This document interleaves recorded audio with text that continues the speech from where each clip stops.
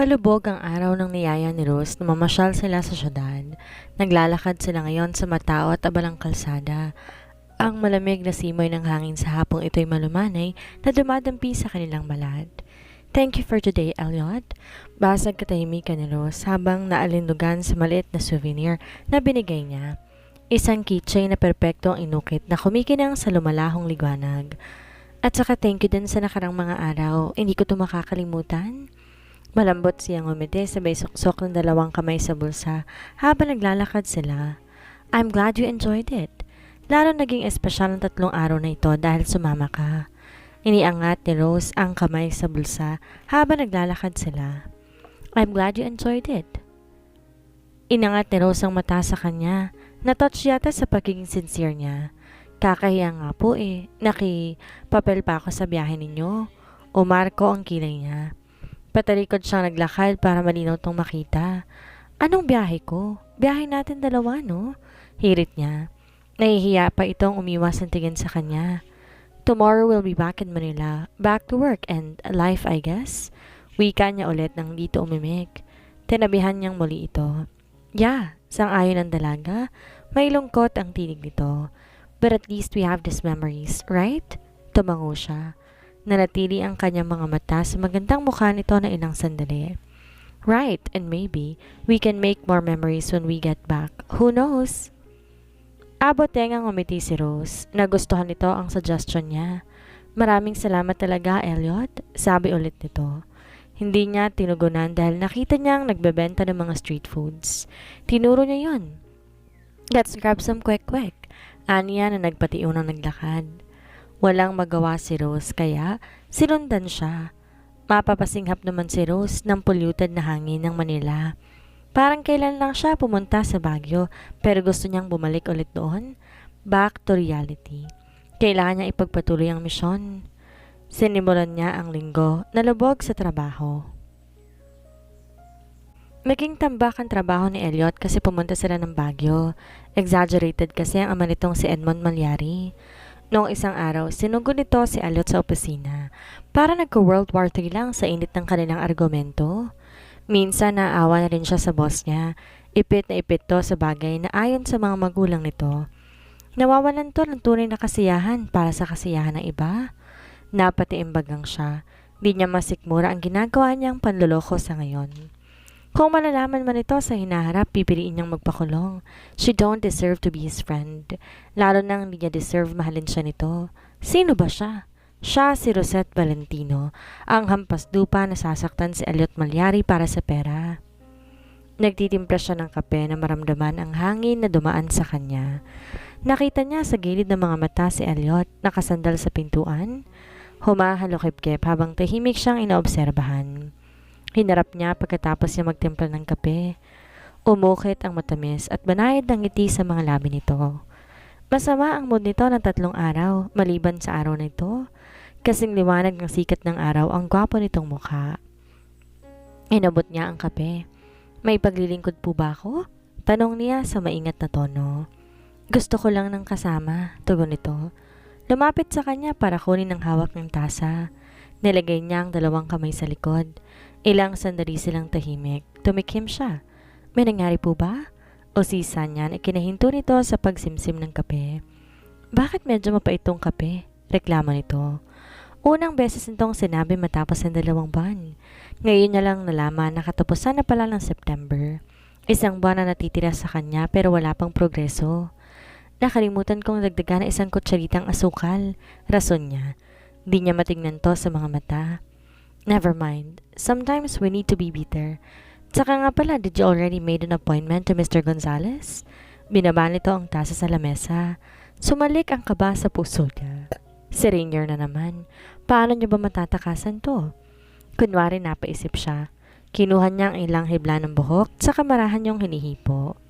Titig na titig naman si Elliot sa kanya. Nawawalan ng pasensya sa paghintay na sagot niya.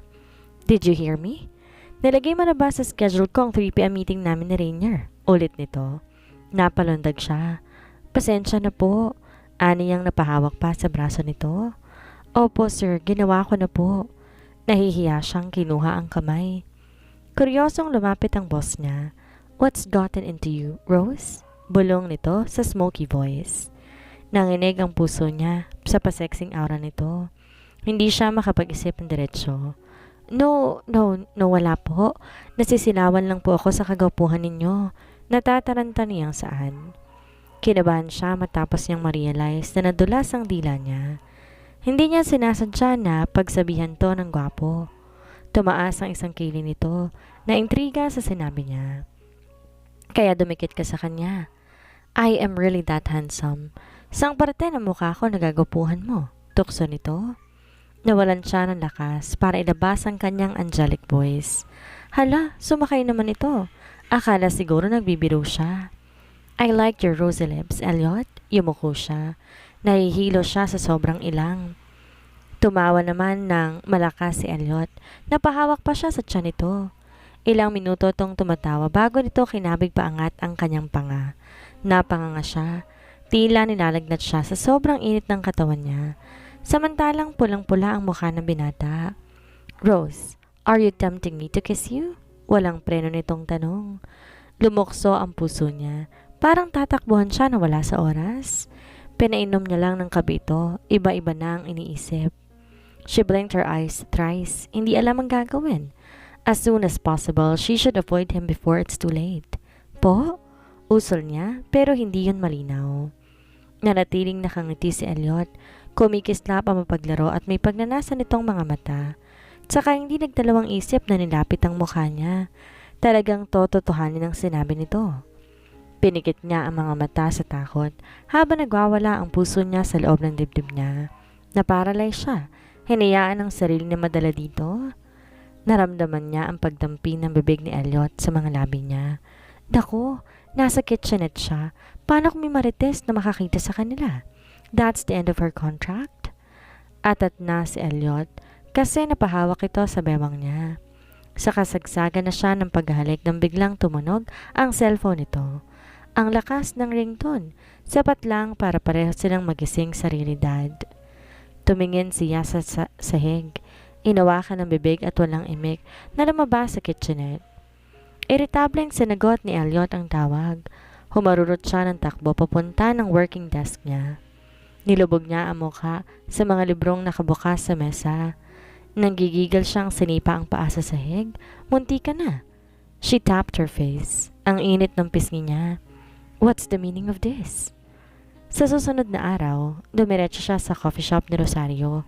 Malapit yon sa bahay ni Tia kaya hindi siya masyado naabala ng traffic. Pumasok siya sa maaliwalas at aesthetic na coffee shop ni Rosario. May dala siyang maliit na bag. Ngumiti siya sa amoy ng freshly brewed coffee na kumalat sa hangin at nakakagaan ng loob ang matahimik na pag-uusap ng customers. Namimiss niya rin ang lugar na to.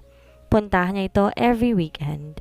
Kahit malayo ang Batangas, hindi siya nagdadalawang isip na tumambay dito. Sabado ngayon at day off niya. Nakatayo sa likod ng counter si Rosario. Maingat na ina-arrange ang pastries. Hey, Rosie! Tawag niya habang papalapit siya sa counter. Nagniningning ang kanyang mga mata. Inangat ni Rosario ang ulo. Ngumiti ito na makilala siya. Naligaw ka yata, ate. He wiped his hand on his apron and gave her a warm hug. May pasalubong ako sa iyo galing Baguio. Excited niyang wika na inaabot ang gift bag. Ako mismo nag-harvest ng strawberries na nandun ako. But since hindi ako makadala ng fresh sa'yo, ginawa ko na siyang jam.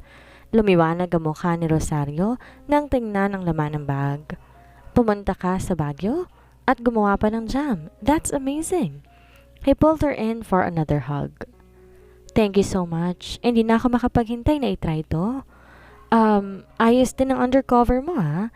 Nahahantong ka rin sa magagandang lugar. Ngumiti siya. Ini-enjoy ang saya ng nakababata niyang kapatid. Sigurado ko magugustuhan mo yan. Isipin mong pumunta ka na rin sa Baguio. Nang humiwalay sila, nakita niya ang nakasabit na apron malapit sa counter. Tumungo siya roon at walang pasintabing sinuot ang apron. Umangat ang isang kilay ni Rosario na intriga. What are you doing? Tinali niyang apron sa bewang na may pilyang ngiti. Helping you out, obviously. Busy ka, di ba, kapag Sabado? Tsaka gusto ko gumawa ng bubble tea. You know, I love experimenting with drinks. Humalakak ito. Ikaw? Sa kitchen? Don't you think I forgot the last time you tried to held near you burned the place down? Hoy, minsan lang yon. Di ko naman sinasadya, she retorted, rolling her eyes. Tsaka nandito lang naman ako para sa bubble tea. How hard can it be? O sige na, sige na. Rosario conceded, still grinning. Just don't cause too much chaos back there. Kapag Juan ay bumukas ang pinto at nagsimula ang usual na Sabado, pumasok ang napakaraming customer. Una-unang umorder at puno ng energy na pinuno ang shop. Habang inabala niya ang sarili sa likod ng counter, may isang umorder na mango float shake. Narinig niya ang pamilyar na boses. Rosette? Lumingon siya at natagpuan niya si Juliet na nakatayo sa counter. He perfectly styled, framing a sharp, knowing smile. Juliet! Bati niya.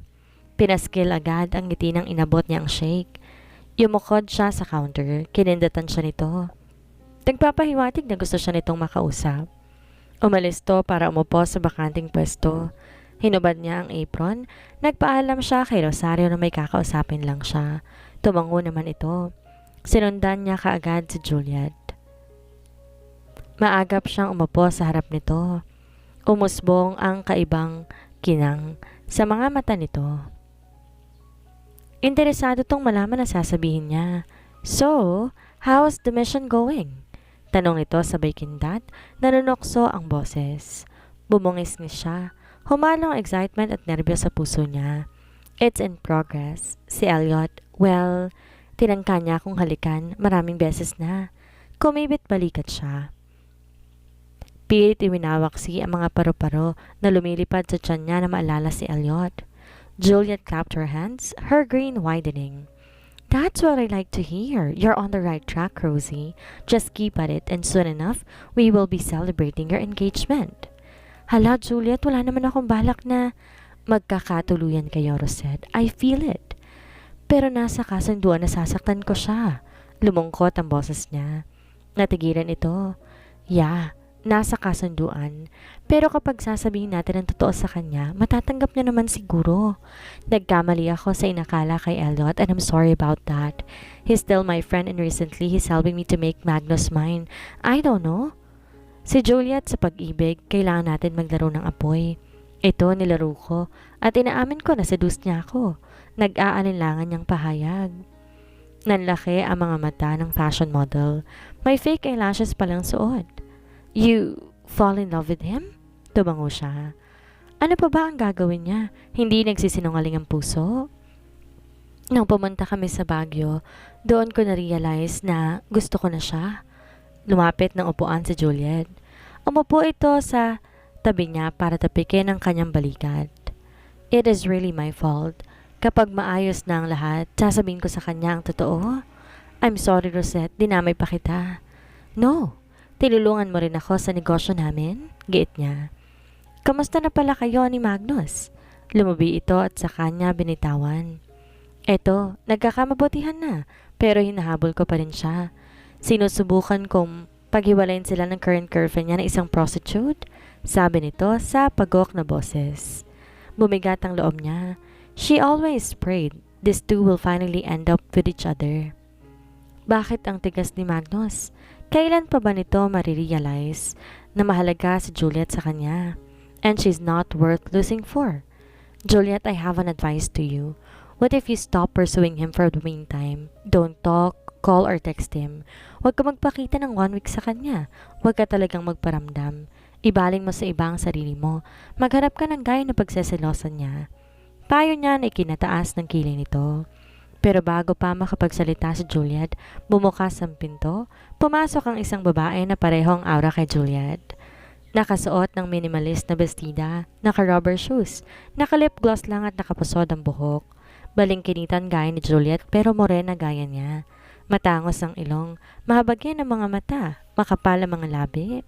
She has pouty lips like Angelina Jolie. Oh, hi! Masayang bati nito. Umupo to sa inuupuan dati ni Juliet. Siya pala si Mika, ang kasama ko sa pagmamodel and also my best friend. Pakilala ni Juliet. Sinabugan niya ng pa-charming na aura. Mag-aurahan na lang muna sila. Inabot niya ang kamay. Rosette here. Nice meeting you. Kinindatan siya nito bago makipag-shake hands sa kanya. Naglalakad si Rosette sa sidewalk.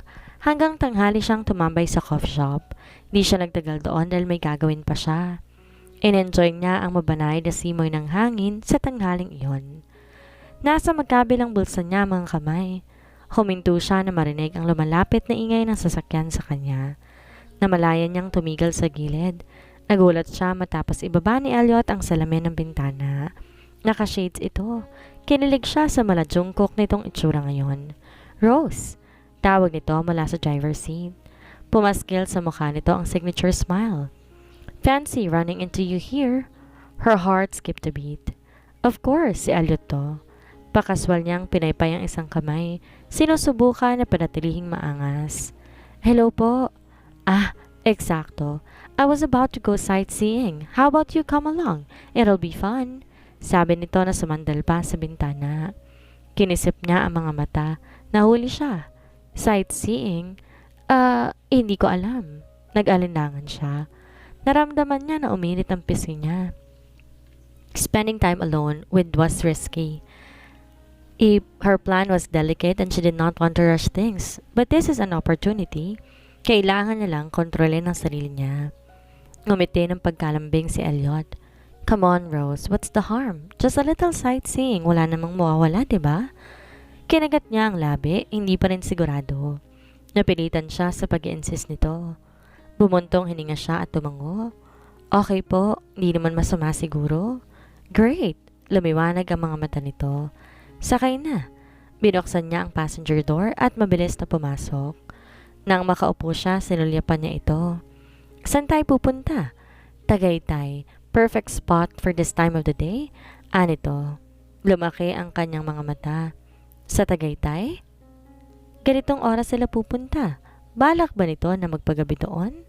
Bukas may trabaho pa sila. Relax. It'll be nice. Just us, fresh air, and the great view.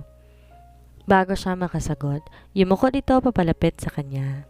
Pinigilan niya ang paghinga. Dumagundong ang puso niya habang umiikot ang utak niya. Hahalikan ba siya nito? Dito? Ngayon mismo? Pero nagising siya sa isang click. Nalaman niyang hindi ito yumukod para halikan siya. He was simply fastening her seatbelt, his hands brushing against her shoulder as he made sure she was secure. Yan, anas nito. Pinakitaan siya ng nanunuksong ngiti nang bumalik ito sa kinaupuan. Pinakawalan niya ang pinipigilang hininga. Namumula sa hiya ang kanyang pisngi at binuhusan siya ng kaginhawaan. Thank you. Usal niya. Iniwan sa tingin dito. Tumawa ang boss niya. Hayagang na-amuse sa reaksyon niya. Malapad ang ngiti ni Elliot nang ihinto ang sasakyan sa gilid ng magandang tanawin ng Tagaytay. Kanina pa lumubog ang araw. Tanging ang navy blue na langit na maiilang bituin na kumikinang ang naiwan. Malamig at preskong simoy ng hangin, dinadala ang naghahalong amoy ng pine trees at nabasang lupa mula sa pag-ulan kanina. Nakapikit na sumandal si Rose, nagpaunat-unat. Ilang saglit, biglang lumaki ang mga mata nito na makitang napakagandang tanawin ng Taal Volcano. Wow, ang ganda! Bulalas nito. Napasandal agad sa bintana matapos itong buksan. Tumango siya habang ninanakawan to ng tingin. Her face softly illuminated by the glow of the dashboard lights. Her excitement was infectious, and despite his usual composed demeanor, he found himself smiling again. I'm glad you like it. Grabe, parang painting. Sayang nga kasi gabi na eh. Kung uuna sana muna natin to kanina, sabi nitong napapawi sa boses sa huling salita. Kinamot niya ang gilid ng ulo. Kasalanan niya actually. Nilibot nilang muli ang syudad kahit late na silang dumating dito. Inuna muna nila ang coffee farm, kumain ng local delicacies at nakipagkwentuhan sa mga locals. Hindi lang kasi pagpasyalang sadya niya rito. Pumunta siya sa isang hotel nila. Tiyempong nakita niya si Rose kahit sinama niya. Dumaan muna sila ng Taal bago bumalik sa Manila. Kahit gagabihin sila, uuwi pa rin. Pero salamat sa another experience. Dugtong nang hindi siya sinagot. Nagmasid siya sa labas. Ano? You don't want to see the volcano clearly? Pwede kang lumabas, hihintayin kita dito. Ilang sandali siya nitong tiningnan. Gusto ko lang ng kasama. Bumaga siya ng hangin. Tahimik na pumayag at saka kasabay na lumabas. Nilabas nito ang cellphone. Masayang kinunan nito ng litrato ang view. Samantala siya, kinukunan niya to ng litrato ng palihim. Binaba niya kaagad ang cellphone nang lumingon ito sa kanya. Ngumiti siya na parang walang krimen na ginawa. Tinugunan din niya na matamis ng ngiti. Natigilan to ng nakalugay na buhok nang biglang humihip ang malakas na hangin. Nagniningning ang kanyang mga mata. Ang anyo ni Rose. Ayaw niyang kumurab. Baka kasi biglang mawala. Tinabihan niya ito, binuka ang bibig, pero na magsalita na may ilang butil ng tubig na tila bumabagsak. Kasabay no na pag-ihip ng hangin. Siguro dapat na tayong bumalik sa sasakyan? Paalala niya sa kanyang sekretarya. Lumalaki ang butil ng ulan, lumalakas din ang hangin. Maya-maya'y naging mabigat at naglaho ang paligid sa pagdulo ng malakas na ulan. Hinila niya pabalik ng sasakyan si Rose. Habol ang hininga niyang napaupo sa driver's seat. Pinaandar niya ang wiper ng windshield dahil natatakpan na ng malalaking butil ng tubig. Nag-aalala tuloy siya kung makakauwi pa sila. Umuulan. Narinig niyang bulong nito pero binaliwala niya. It's time to head back. Aniya na pinaandar ang sasakyan. Napatapik niyang daliri sa hawak na steering wheel. Teka po, tutol nito. Hindi nito isinuot ang seatbelt. Hinintay siguro siya ang magpapasuot dito. Abala siyang kinikilig na iniisip ang pag-seatbelt nito. Kanina nang biglang binuksan nito ang pintuan. Nanlaki ang mga mata niya. Pipigilan niya sana pero huli na.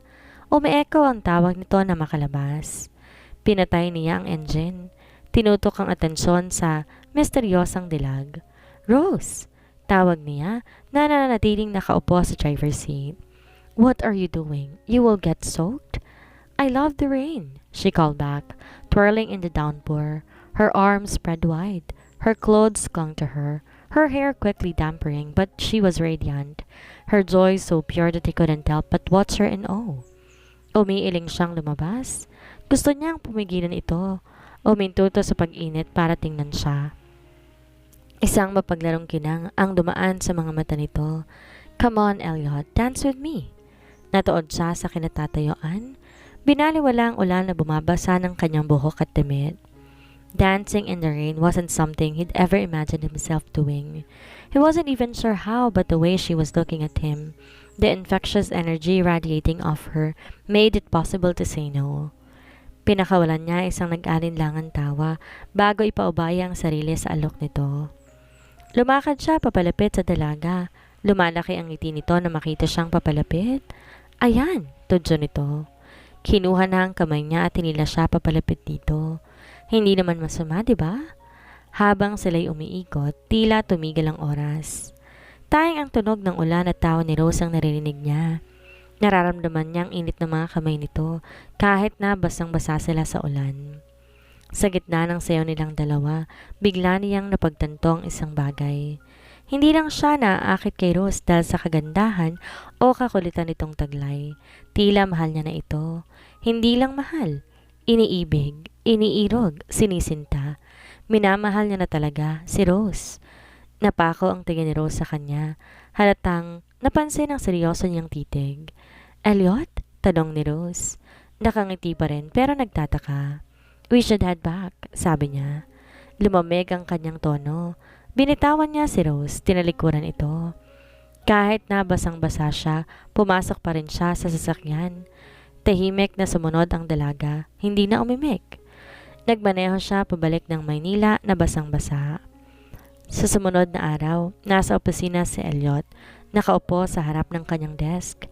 Nakatitig sa mga papeles, ngunit wala talaga siyang nababasa. Bigla nawalan ng saysay ang mga bagay na sa kaso niya ng paulit-ulit bumabalik sa kanyang isipan ng imahe ni Rose. Humugot siya ng malalim na hininga. Ginulo ang buhok gamit ang daliri. Litong-lito siya sa nararamdaman. It can't be, bulong niya sa sarili. Sekretary lang si Rose, pansamantala lang dapat ito sa buhay niya. Ang pagsasama nila ay isang maikling yugto sa kanyang perpektong nakaayos na mundo. Pero nitong mga nakarang araw, tuwing pumapasok si Rose sa kanyang opisina, umiiba palagi ang kanyang nararamdaman. Parang nag-iba ang ihip ng hangin. Bumibilis ang tibok ng puso niya at hindi siya makapag-concentrate. Ito ang kauna-unahang babae na nagpatibok ng puso niya. For him, she's still mysterious, pero naging totoo naman ang pinakita nito. Mabait ito, maunawain, caring, at tanda siyang samahan palagi. Nag-iisang tao na nakarelate sa kanyang pinagdadaanan. Ayaw niya itong mawala sa kanyang tabi. Umupo siya ng diretsyo, pilit nilalabanan ang lumalalim na emosyon. Hindi, mahina niyang saad. Parang kinakausap ang sarili. It's just attraction. It's nothing serious. Pero bakit parang may kakaibang bigat sa dibdib niya tuwing naiisip si Rose? Bakit bumabalik sa isip niya ang tawa nito, ang matalino at malambing nitong mga salita?